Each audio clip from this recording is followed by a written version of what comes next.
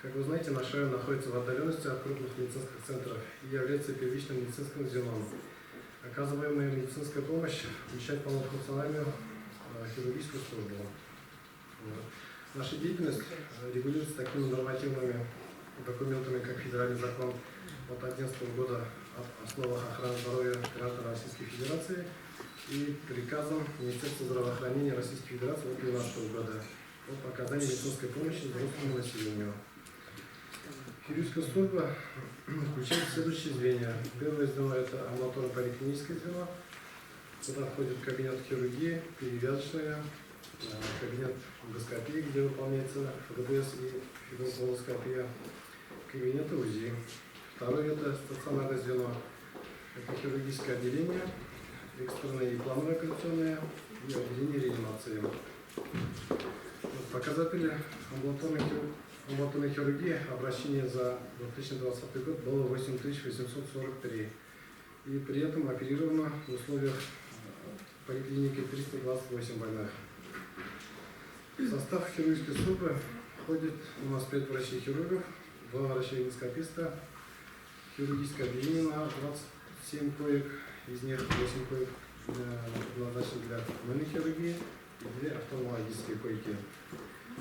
Вот, собственно, хирургическое отделение, операционные залы. Дальше это наша эндоскопическая стойка. Производство эндомедиум. За прошедший год выполнено 24 эндоскопических операций. Дальше в этой таблице можно увидеть показатели круглосуточного стационара.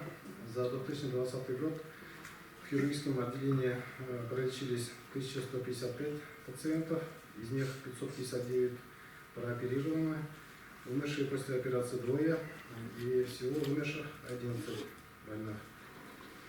Хирургическая активность за 2020 год составляет 48%, это без учета глазных операций. Плановых операций было 220, экстренных операций 339 и офтальмологические операции 201. Хирургия в районе тесно взаимодействует с другими службами. Это акушерская, гинекологическая, онкологическая, эндоскопическая и травматологическая. Экстренная и неотложная хирургия оказывается круглосуточно, и в деятельность службы также входит координированная работа с крупными медицинскими центрами. Из экстренных операций за 2020 год выполнены такие операции, как по поводу острой кишечной непроходимости 9, ущемленных грыж, перфорации язв желудка, острого холестита 7, все они выполнены лапароскопически, язва желудка, ослабленная кровотечением, острого аппендицита и по поводу ампутации нижних и верхних конечностей. Как ранее говорилось, 8 коек у нас предназначены для гнойной хирургии. За прошедший год там пролечено 121 больных, и из них 36 оперировано. Плановые операции сделано 421. Из них 201, как говорилось, офтальмологические. И выполнялись такие операции, как лапароскопическая холецистектомия 15, удаление новообразования, грыжесечение. И 33 из них с использованием сетчатого имплантанта. Схема маршрутизации пациентов хирургического профиля. Октябрьская ЦРБ является у нас медучреждением первого уровня, второй уровень это БСМП, город Набережный Челны, и третий уровень Республиканской клинической больницы город Казань. И если посмотреть переводы больных за прошедший год в другие учреждения, БСМП город Набережный Челны переведены из хирургического отделения 37 пациентов, это составляет 78,7%.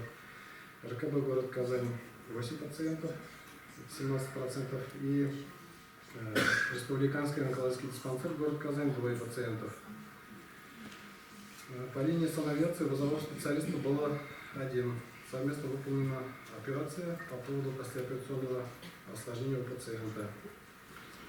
И заканчивая свое выступление, хочется обозначить основное направление повышения качества хирургической службы. Это привлечение новых специалистов, детский хирург, лор-врач, потому что детское население тоже мы обслуживаем. Далее это приобретение современных эндоскопических стоек и дополнительных оборудований к ним, например, органоплазменный коагулятор, потому что желудочно-кишечное кровотечение часто встречаем у нас патологии. При этом, если консервативная терапия не помогает, то больного надо срочно оперировать, и транспортировка противопоказана. С помощью коагулятора можно было бы малоинвазивным путем решить проблему.